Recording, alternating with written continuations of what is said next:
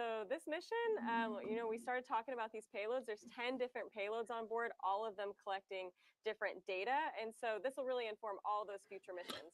All right.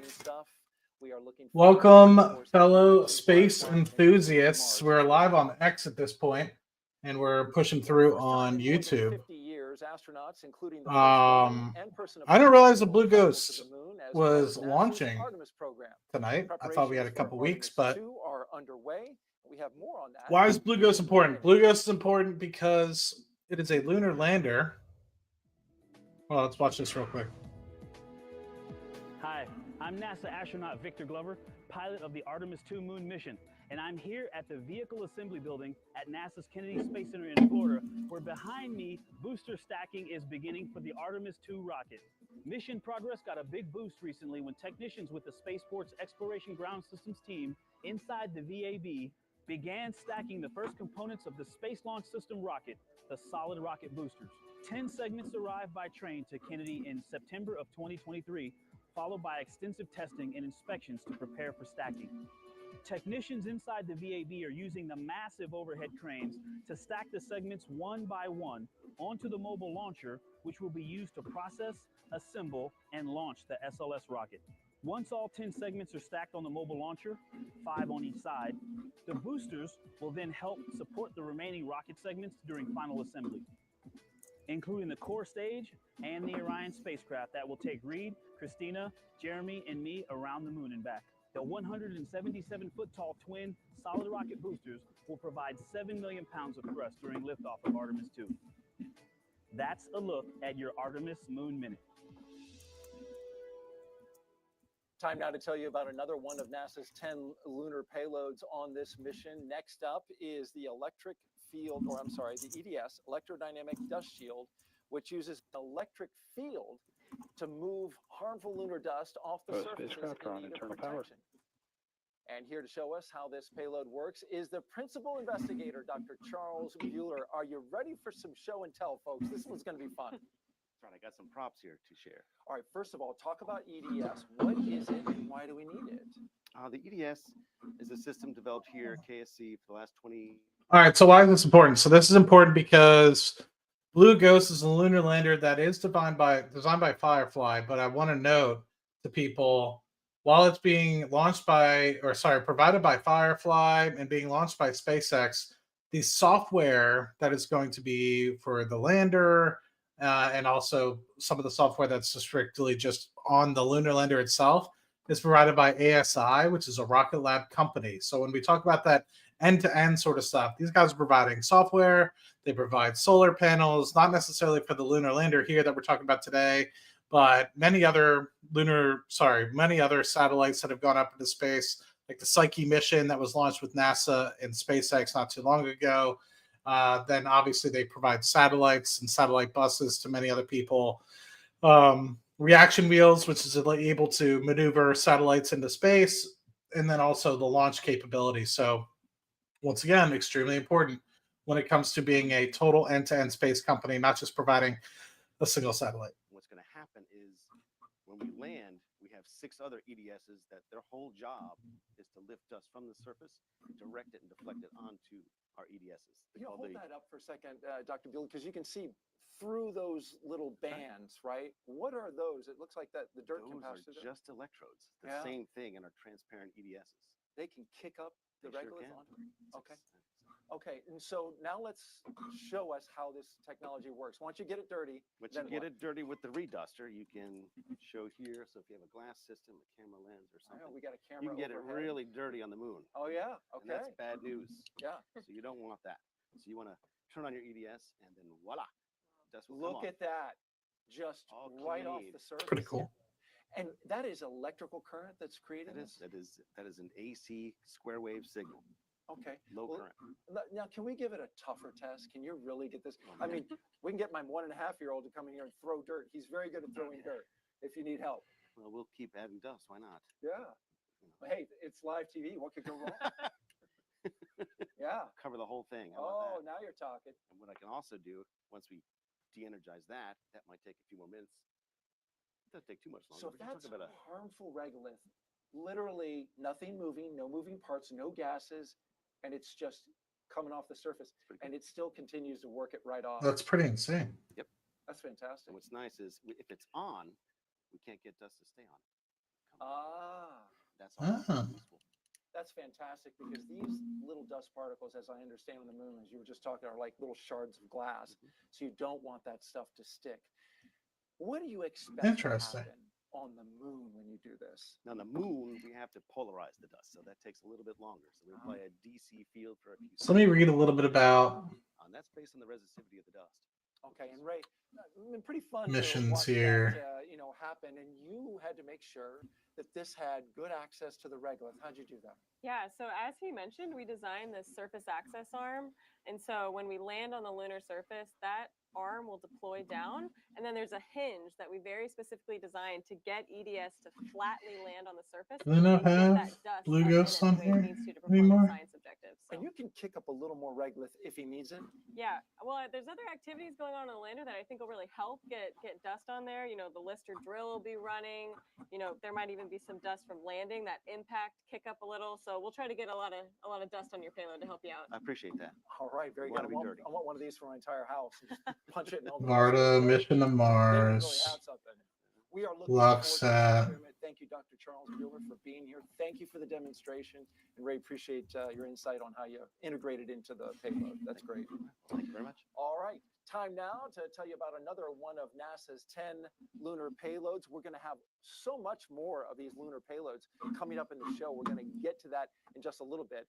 You may have heard us mention CLPS, which is the Commercial Lunar Payload Services Program, at the beginning of the show. Let's dive a little deeper now into this relatively new NASA initiative. Our moon.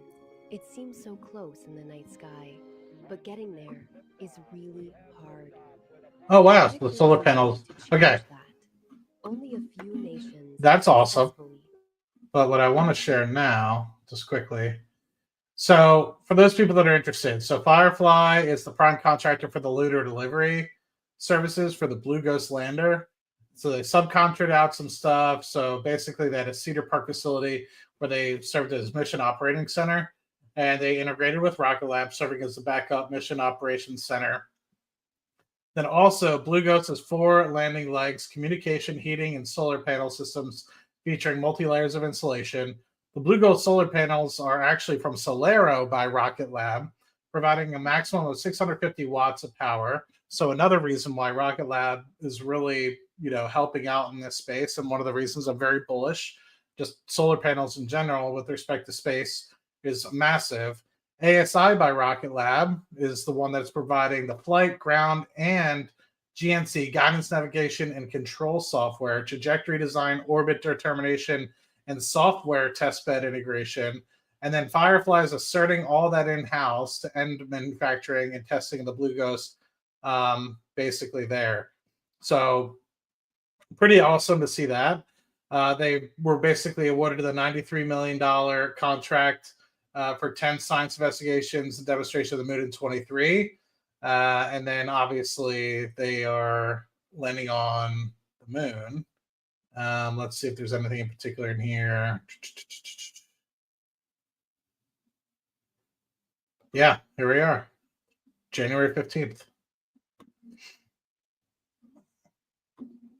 So let's just turn the audio back on and listen. Journey getting here, this contract was awarded in early 2021. And so, all this work over the last few years is leading to this moment.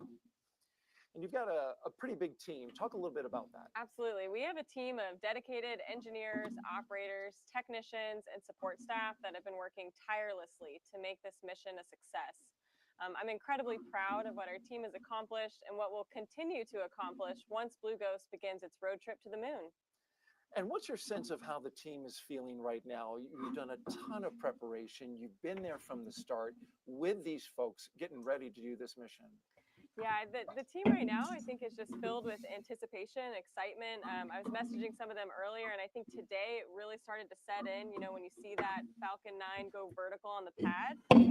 So just excited to finally start our journey. And we're looking live at the Mission Operations Center in Austin, Texas, Firefly Aerospace. You can see the folks sitting there. This is the mission team. This is the team that's going to be there all the way to landing and Engine beyond. chill has started.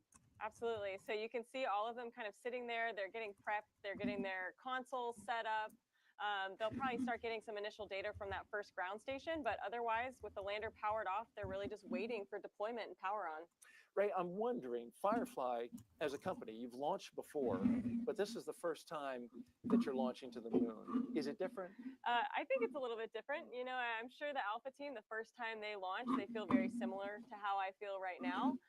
But really, for launch, it's a few hours, and then your mission's over. For us, this is really just when our mission. Thank you for speaking up. Into these 60 days of Thank you for operations speaking in up, sir. orbit and on the surface. So it's kind of a surreal feeling. It's hard to explain. And you get to look up at the moon at night and say, we're going there. Yep. So I think all of us kind of started looking at the moon a little differently. You know, leading up, the engineers would text us, 3 full moons till we launch, 2 full moons till we launch. And so you look up at night and you get filled with excitement.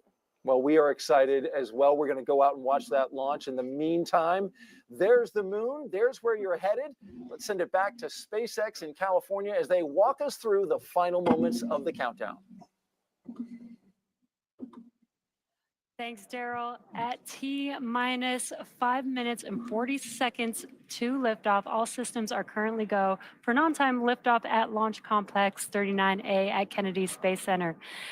And the moon was looking great, but we were waiting for a call out for the strong back retraction coming up here shortly. What's going to happen is the clamp arms around the top of the second stage, which is just below the fairing, will begin to open up. Once those clamp arms open up, then we'll begin to move the strong back away, slightly away from the vehicle. And that process will take about 20 seconds. Vehicle, the TE or transporter erector will be just about a couple degrees away from the vehicle. And then at T0, we'll move it about 45 degrees above the pad deck. For strong back retract. And that will make the way for liftoff for Falcon 9. And we did hear that call out that we are preparing for strong back retraction. That should be coming up here in about 20 seconds. Now the strong back is that vertical structure just behind the vehicle that you see there on your screen. Strong back lower has started. And there's that call out that the strong back retraction has begun. Now, again, what you're going to see is those clamp arms just below the fairing are going to begin to open up. And once they're fully open, that'll make way for the transporter erector to move away from the vehicle. Now, you guys that are wondering, why is this important? Why is Matt streaming this?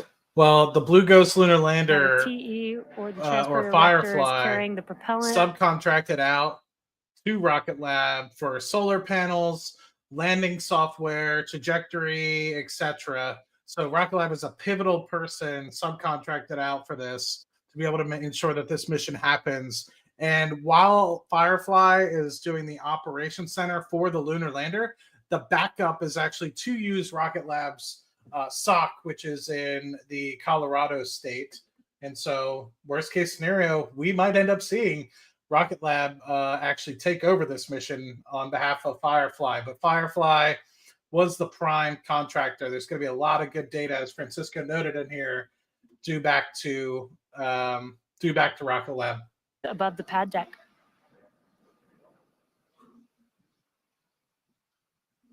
Now we are coming up on liquid oxygen loading completion at the T-minus 3 minute mark.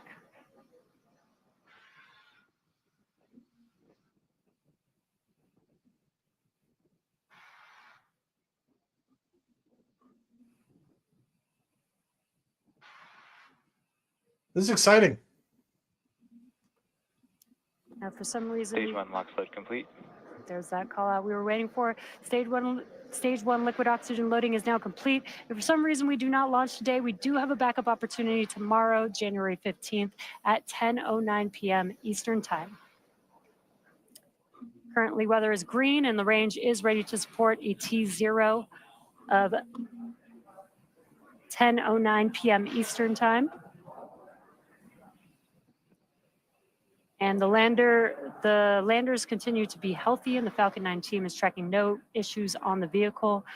Next coming up will be at T-minus 2 minutes. We should hear the call out for propellant Stage loading 2 LOX load complete. right on time. That is stage 2 LOX load complete. That means 2 minutes. propellant loading is now fully complete on Falcon 9. The vehicle is now fully Rocket loaded. Lab's going to the with moon, 1 baby. million pounds of kerosene fuel and liquid oxygen.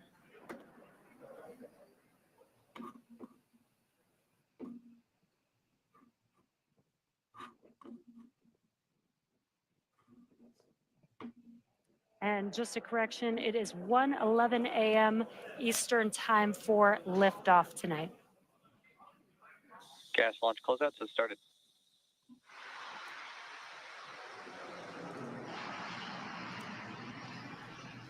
Now that propellant loading is complete, we should begin to see venting coming from the transporter erector.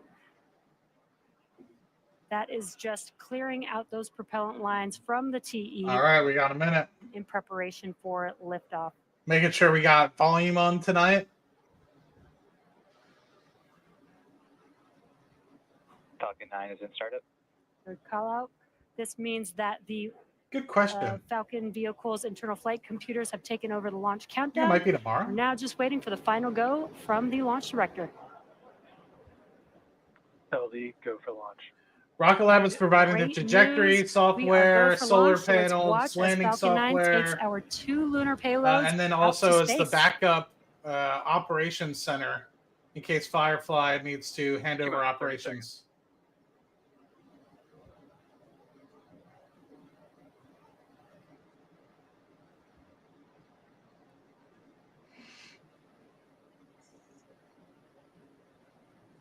T-minus 15.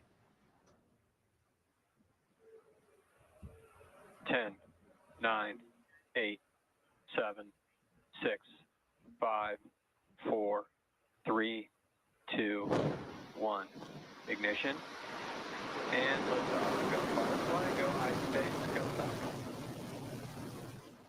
All right. Vehicles pitching downrange. Rocket Lab's going to the moon, baby.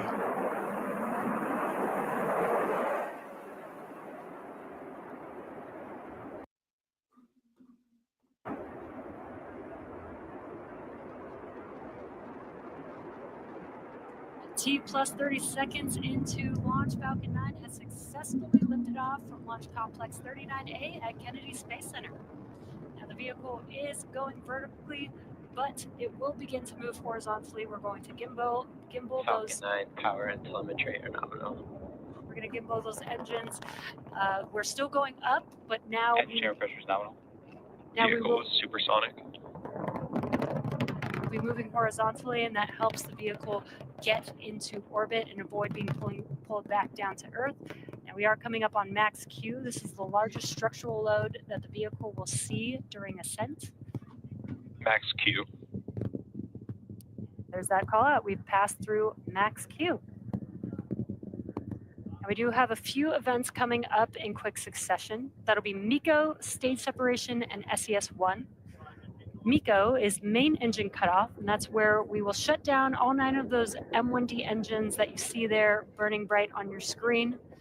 That prepares the vehicle for stage separation. That's when the first and second stages separate from each other, and the first stage will begin to make its way back down to Earth, while the second stage carries the payloads and continues with its journey with SES-1, or second stage engine start 1. And that's where we will ignite the MVAC engine on the second stage. And shortly afterwards, we will have SECO, where the vehicle will coast. So we are coming up on those 3 events that I just mentioned: MECO, stage separation, and SES-1 in just about 20 seconds from now. For those of you guys that are joining in, I see some people cycling in, cycling out. That's normal. Why is this important for Rocket Lab? Why Really am I cool streaming tracking this? views here of So Falcon Blue 9 and those Ghost. 9 Merlin M1D engines burning bright there. Blue Ghost is a Firefly contracted vessel, but they MECO. subcontracted out a Stage lot of the separation confirmed. subcomponents to Rocket Lab. MVAC ignition.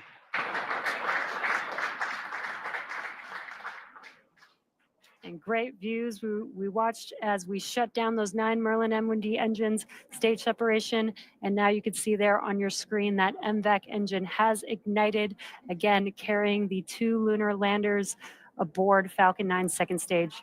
And there on your left-hand screen, you can see that the first stage is deploying its grid fins. Those hypersonic grid fins will help guide the vehicle back down to Earth. And in about 15 seconds or so, we will also have fairing deploy. We have the fairing protecting the payloads through ascent. But once we're in the vacuum of space, we no longer need that protection, so we will jettison those fairing halves.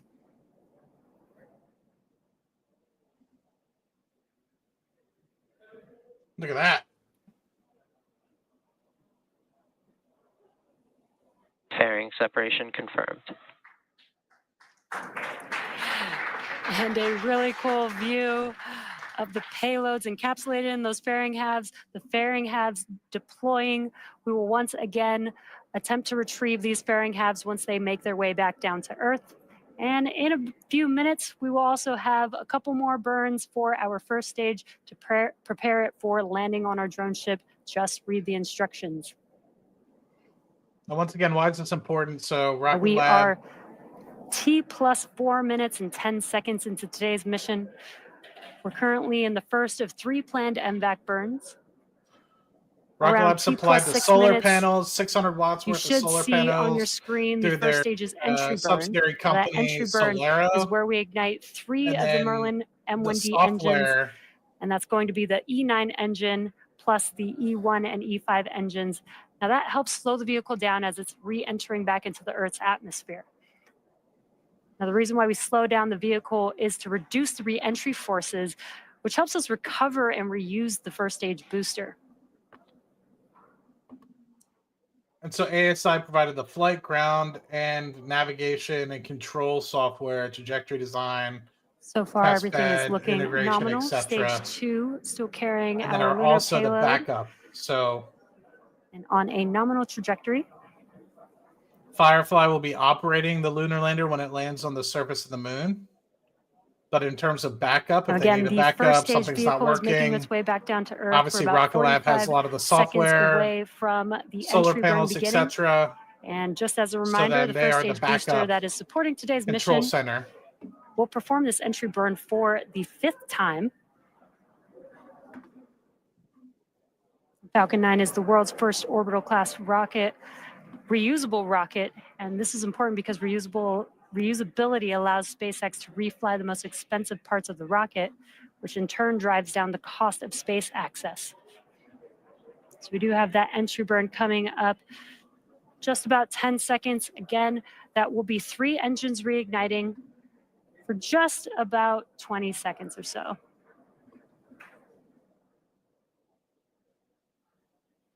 Stage 1 entry burn startup. Stage 1 FTS is saved. There's that call out, and on your left-hand screen, you can see that those engines have ignited.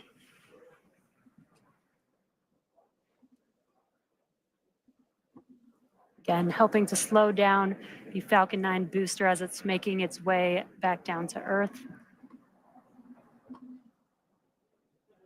Stage 1 entry burn shutdown.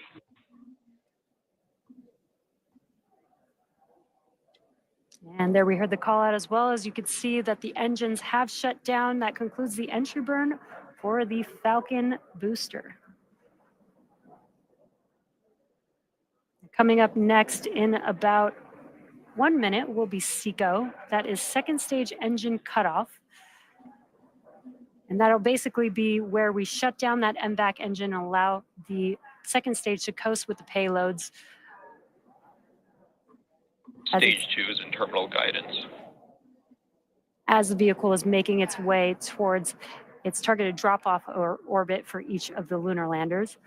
And just shortly after we have SECO, we'll also have the landing burn startup on the booster. So we will have a couple events happening back to back. Stage 2 FTS is saved. Stage 1 transonic.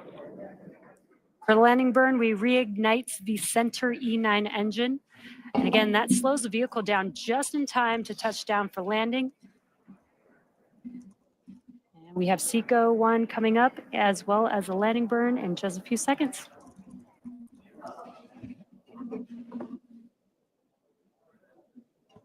Pico. Stage 1 landing burn.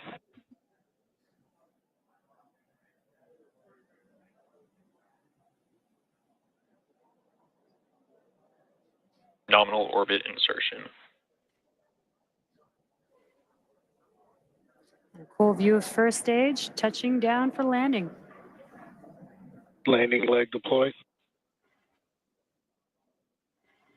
Yeah. Stage 1 landing confirmed. And there you could see on your screen, the Falcon has landed on Just Read the Instructions. That marks SpaceX's 398th recovery of an orbital class rocket, and that includes first stage landings for Falcon 9 and Falcon Heavy. Now we're just waiting for confirmation of good orbit. So there's the lunar lander that Rocket Lab subcontracted out by Firefly, the prime contractor, for solar panels, landing software, trajectory, navigation and control software.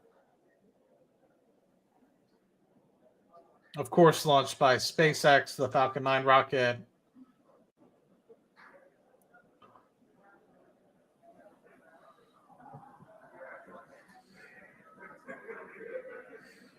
The Solero solar panels. And we have had SECO, that is second engine cutoff 1 for that MVAC engine. And we are just waiting to confirm good orbital insertion. Will provide 600 watts of power. I think like what it was like 1.4 kilowatts of like battery storage, something like that. Let me see. Does it say it in here?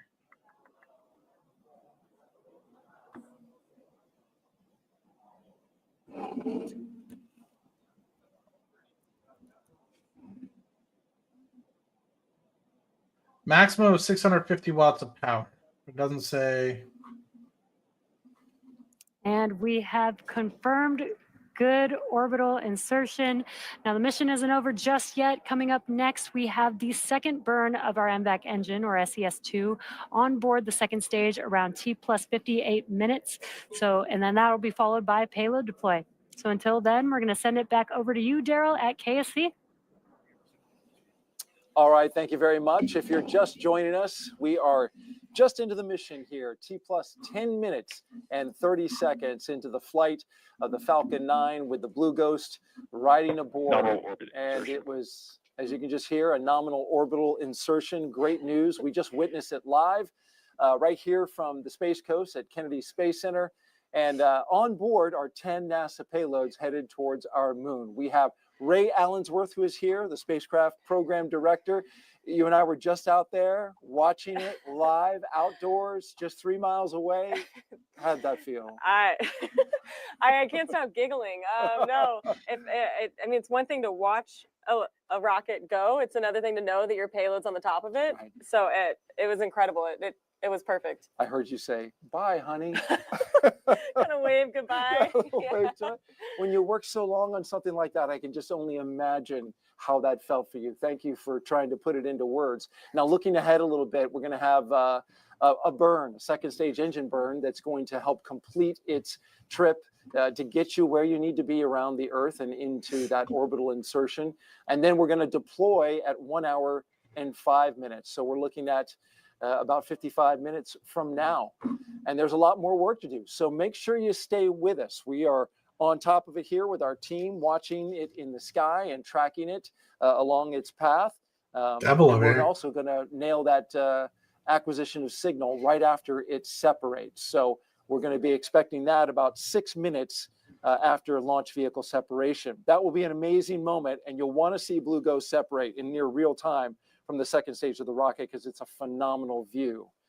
All right, we're continuing to track, and if everything goes as planned, in 45 days, the Blue Ghost lander will land at Mare Crisium, a large, dark basaltic plain in the northern hemisphere of our moon. The location is near the Sea of Tranquility, the landing site for Apollo 11. It's also near Taurus Littrow, the Apollo 17 landing site. Ray, NASA chose Mare Crisium as the landing site for a good reason. Absolutely. The landing site was chosen by NASA because it supports the goals of our 10 NASA payloads that will gather critical data about the moon's regolith, geophysical characteristics, and the interaction of the solar wind and the Earth's magnetic field. The landing site also allows us to capture the lunar sunset after Firefly operates for a full lunar day, which is about equivalent to 14 Earth days. We'll be studying a unique phenomenon seen by Eugene Cernan during his final steps on Apollo 17, where he observed a horizon CGI, glow but as the lunar dust levitated on the surface. On your screen is a sketch Cernan made of the event. Firefly is set to capture this phenomenon during the lunar dusk conditions and further prove what Eugene saw as the last astronaut to walk on the moon. And you can see on your screen a live shot right now of the moon. This actually was recorded just a few minutes ago, but this is what it looked like outside when we were looking up. Such a beautiful shot, and big thanks to our camera crew for grabbing that. And if you look closely, you can see where Blue Ghost is heading, that landing site. It's in the 12 o'clock position. Correct me if I'm wrong. No, right absolutely, clock, right there. And there it is, right at the top of your screen, that basaltic plain, that basin there. And what a beautiful shot. Blue Ghost is on its way. With us now, the Associate Administrator of NASA's Science Mission Directorate, Nikki Fox. Well, you saw it live in person as well, Nikki. And I did. Beautiful shot of the moon there. It's all coming together. I know. I had as it was going up, I had the urge to say, that way, there's the moon, that way. It was a fantastic launch. Something really special about an instantaneous launch as well. That countdown goes, and it's going to happen. It's got to be right at that moment. Yes, a beautiful sight. Congratulations, Ray. You must be. I know exactly how excited you are right now. It's amazing. I'm taking in all the moons now. I did. I mooned out for you guys today. You sure did. I did. Yes. Oh, yes. It looks lovely. Well, let's talk a little bit of science now. How was the science and the tech on board this particular mission inspired by NASA's Apollo 11 mission? Yeah, I mean, we learn. The great thing about NASA and about NASA science is we learn with every single mission that we do. And so, of course, we learned so much about the experiences of our astronauts on the moon. And you mentioned before that the regolith is a big challenge. It's very sticky, and it's very tacky, and it kind of sticks to everything. And so we actually have a couple of experiments on there. One is going to sort of look at just how tacky that dust is. It's going to look at different surfaces and see how much that regolith sticks to it. And then we have another one that's a super cool demonstration that's going to try and see if you can shake the dust off. Mm-hmm. It's the EDS instrument, and it's going to put sort of electric currents through. So it's not moving parts. It's not actually shaking it, just to see if you can displace the regolith. And so actually the instrument cleans itself as well. So it's very, very friendly. And so we're going to look at how we can improve the conditions for the Artemis. Now, I don't want to stay up the entire time, guys, but I do want to share with you guys a little bit. I mean, this isn't verbatim what is exactly going to happen. Sorry for people that are hearing a noise. I'm putting up and down an aluminum can because I'm drinking a Spindrift. Not sponsored. If you'd like to sponsor me, let me know. But this is the capstone mission, which was basically set forth. Let me just double check I'm sharing. Okay. This was actually done by RKLB in collaboration with NASA, putting a satellite in the trajectory of the moon. And so this is kind of what is going to happen. They haven't really overviewed it perfectly yet on the SpaceX launch. So basically it's comparable to what's going to be happening here. So you have this initial launch. This is an Electron, but we just did it with Falcon 9. Number 2 is basically the separation of whatever satellite or payload you have. And now it's going to circle around the Earth several times and being able to kind of like slingshot itself. And then number 3, pretty much you're going to be getting to a place where you can actually start to launch yourself towards the moon. So 4 to 5 days after, I think is what they said. In this case, they did it 6 days after launch. They basically reignited the engine on the actual satellite. In this case, it'll be the lunar lander, and headed towards the moon. And then basically what ends up happening is, you get a slingshot trajectory towards the moon. Within 20 minutes of the final burn, they released it in, the actual satellite, etc. In this particular case, it's probably just going to stay whole as the lunar lander. And this is a little bit different because obviously this is meant to kind of orbit around the moon many a times. But in this particular case, I'm not sure if they're going to orbit around to slow down their kind of trajectory around the moon and then eventually land on the moon. But interesting little thing. This isn't the lunar lander. This is the I guess vessel to launch out the photon into space. But yeah, interesting. Let's see what they have to say on the stream.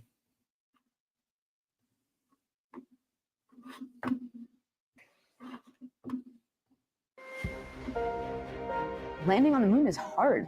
We're going back. Under this Artemis program, we're going to be sending humans to the moon for the first time since Apollo. So ahead of humans, we want to get up as much science exploration and technology experiments as possible. So CLIPS starts facilitating a lot of the early science, the things we want to learn before we even send humans. CLIPS stands for Commercial Lunar Payload Services, CLPS. The services part is the key element. Ordinarily, when NASA delivers a payload to the surface of the moon, they do it with a commercial partner, but NASA controls the building of the vehicle. Now, we're buying the service of delivery of our lunar payloads to the surface of the moon. It is a delivery service, akin to a delivery service that you'd have here on Earth. NASA will provide payloads to a commercial company. They decide how to get it to the moon. They have to develop their own lander, but they also have to manage the entire end-to-end mission. It's meant to provide affordable, rapid, frequent access to the lunar surface through American companies. We're funding different companies. We have commercial companies that are competing to win task orders to deliver our payloads to the surface of the moon. One of the goals when we started CLIPS was to help establish a lunar economy. Somebody has to do it first, and then it becomes commercially available. Then they're able to crank them up. Then they're able to make it more affordable. And so the lunar surface is just the next frontier for a commercial environment. But we had to acknowledge up front, all the way through the highest levels of the agency leadership, that some of them will fail. These missions may not be as successful as a traditional NASA mission. We have accepted the risk that going through this innovative approach with these commercial companies, that there could be some failures. Some of them are new companies. None of them have ever successfully landed on the surface of the moon. So they're going to learn lessons. We need to give our vendors the opportunity to learn.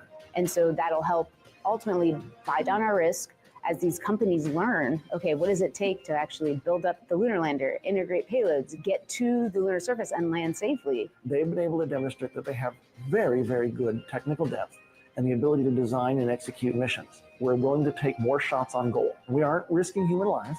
And in the big picture, if we're flying missions at 1/10 of the cost of a NASA mission, and we fail 2 of them, we still get 8 missions for that same price.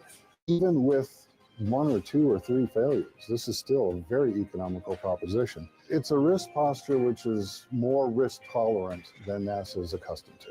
There's not a single one of these companies that's willing to bet their mission on a coin toss. Every one of them is doing what they can in order to have the most successful mission possible. But the important thing to realize is that risk tolerant does not mean risky. And the rewards are a long-term ability to get payloads to the moon inexpensively, frequently, and rapidly. We want science, so we can then put more of our resources on even more science, exploration, and technology payloads and get more of return on investment when we get to the moon. CLIPS provides tremendous benefit across the scientific and economic communities. So there's a lot we'd like to learn about the moon to help human habitation and prepare us for missions to Mars and beyond. So the moon is the first step.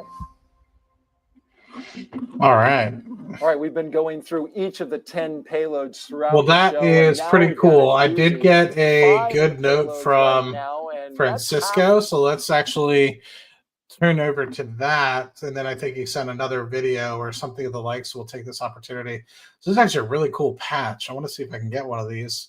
But basically, the launch piece is only the first hour of the entirety of the launch. That's number 1 and 2 that we just saw on the screen probably about 5-10 minutes ago when they were actually showing the second stage kind of going in orbit. Third, they're going to start to actually get in touch with the actual payload and everything of the like and get ready for the calibration. They're going to circle around the Earth several times. Now it looks like, I guess, 25 days. Okay, I'm an idiot. I thought they were saying 4 to 5 days. Apparently, this thing's going to be traveling around the Earth for 25 days or so as it kind of slingshots itself, which is pretty insane. But it is what it is. And then once it actually hits the go button and actually ignites the the kind of trajectory over here, they're basically going to hit the go button, and that's going to take 4 days to go to the moon. It looks like they're going to circle around once, twice, 3, 4, 5 times. So lunar orbit's going to take 16 days, which is pretty interesting. And then descent into orbit, which will take about an hour. So 16 days to orbit around an hour. And then they're going to be there for 2 weeks. So pretty cool. And I don't know. I guess 17 is 14 to 17, I guess, is touchdown to lunar operations. But I don't know if they're going to actually jump start off. Let me stop sharing for a second. Don't want to share anything else. Let's see. What did hot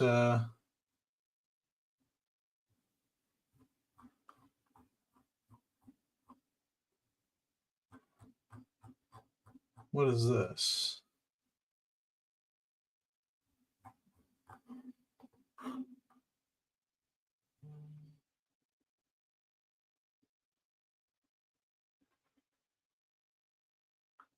I'm not 100% certain what you want me to do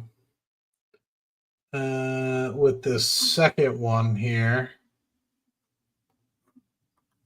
about the next gen. I guess it's just about a space constellation. Got it. I'll save that for a different item here. But yeah, I'm also curious about this. So it's cool to see that they're actually starting to talk about the second constellation. So thank you, Francisco, for the information on Firefly. It'll be interesting to see what actually ends up happening with Global Stars. So that'll be a cool read. So I appreciate you sharing that, and love to have you on or sometime, man. I know oh, it's a side note. Okay. Yeah, I've been meaning to have you on, have a good conversation with you. So I'll have to reach out and talk to you about some of the stuff that you know, because obviously you do a lot of good due diligence. And unfortunately, I'm working 9 to 5, so I don't get the opportunity. Not saying you aren't working, but I don't get the opportunity to do as much due diligence as I would say like to. But it's always a good opportunity to collaborate with everyone and others. So. Oh, I didn't even realize I was still wearing my badge. So good that I wasn't standing up. So that's good.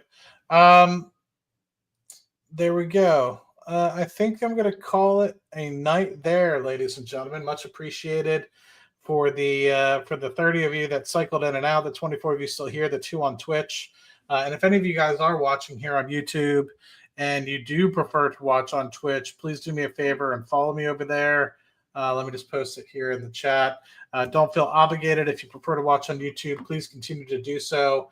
But watching on Twitch, we're trying to get the total number of people watching on Twitch up, just so that we have the opportunity to potentially get monetized over there as well. And the real goal isn't really monetization. Rather, it's to spread the good word about stocks and get people and get in front of people so they can change their lives through investing, cut their learning curves, etc. That's kind of the MO of the channel. It's what it's always been. But of course, the monetization helps with respect to putting a little bit more effort into it and being able to, of course, supplement the amount of money I invest into my personal portfolios. As always, this wasn't a planned stream, but I did see it was going up, and it is pertinent for the success of Rocket Lab and what they're continuing to try to strive for, which is a great end-to-end space company. And what else out there? I think people just think that Rocket Lab launches rockets, and it's understandable considering they're calling themselves Rocket Lab, but they do other things. They've acquired a lot of great businesses, specifically ASI Solero, specifically for this launch. And they're also one of the 2 companies now that are public that, or at least, sorry, that are in the in in the commercial side of business, not the government side, that have actually brought back something from space, which is obviously SpaceX and Rocket Lab. So cool to see that, and hopefully we'll potentially add a third one here in the future when New Glenn Blue Origin launches. Hopefully sometime this week, and hopefully I can stream that one and be with you guys as well, because that one's important. That'll eventually get the Escapade mission, another Rocket Lab mission out into space. It won't be this particular launch, but it'll be hopefully in 2026 timeframe. So as always, you guys rock, and appreciate you stopping by. If you haven't already, hit the like button, subscribe. If you have not already, it's completely free. And I'll talk to you guys on the next one. Cheers.